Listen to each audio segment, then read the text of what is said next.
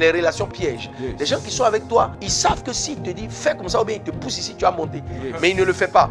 Des gens qui sont avec toi, mais qui sont prêts à te faire du mal, qui sont prêts à te détruire.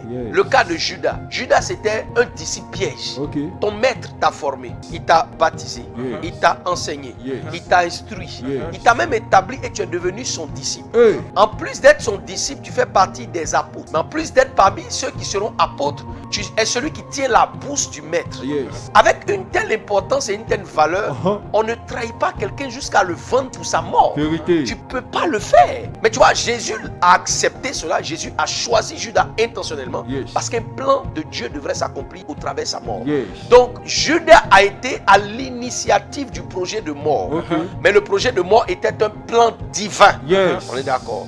Supposons que Jésus n'était pas Jésus et Jésus était représenté par n'importe quel type de maître. Aujourd'hui, tu as quelqu'un, tu as une organisation et tu es en train de te préparer pour des investissements en milliards. Et quelqu'un vient là, et il te donne des conseils, il négocie les deals, il négocie les investissements, mais il fait exprès pour placer l'argent sur un filon où les gens vont vous doubler. Ça, c'est un Judas. C'est-à-dire que le gars, il est là, mais il veut te nuire et te détruire. Nous sommes en train de parler des hommes qui piègent et des hommes qui sont eux-mêmes des pièges. Tu vois? Il y a des gens, même avant même qu'ils te donnent, ils placent un piège devant toi. Lui-même, il est un piège.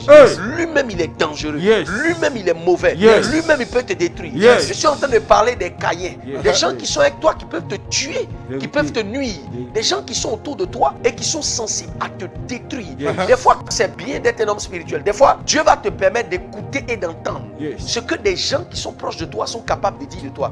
C'est qu'il ne faut pas te tromper. Si quelqu'un, sans que tu sois en face de lui, peut dire sans conscience certaines choses à propos de toi, je te dis que la personne est dangereuse. C'est pas une personne à qui tu peux faire confiance. Et tu vois, mon Dieu m'a accordé des fois la grâce de découvrir et d'entendre des choses que certaines personnes disaient à mon sujet. Et j'ai béni Dieu pour ça parce que c'est une bénédiction de découvrir. C'est la découverte, c'est une bénédiction. Est-ce que vous comprenez? Je dis la découverte est une bénédiction. Parce que quand tu découvres, tu apprends, tu comprends, tu appréhendes. Tu apprends, tu comprends et tu appréhendes. Tu apprends. Quand tu découvres, c'est là que tu vas savoir qui est ton ennemi et qui est ton ami. Tu vas apprendre désormais à ne pas faire confiance aux gens n'importe comment. Mais ça va te permettre d'appréhender, c'est-à-dire d'anticiper sur ce que la personne peut faire contre toi. Jésus savait que Judas allait le vendre. Jésus avait déjà anticipé. C'est pour cela que c'est à lui qu'ils ont donné l'argent. Il n'a qu'à s'occuper. Comme c'est une affaire d'argent, il n'a qu'à s'occuper de l'argent. Mais tout ce qui concernait le suivi des gens, les mystères spirituels, entretenir les âmes, renvoyer les foules, on ne donnait pas ça à Judas. Comme on sait que de base c'est un maudit, on lui a donné l'argent, il n'a qu'à gérer.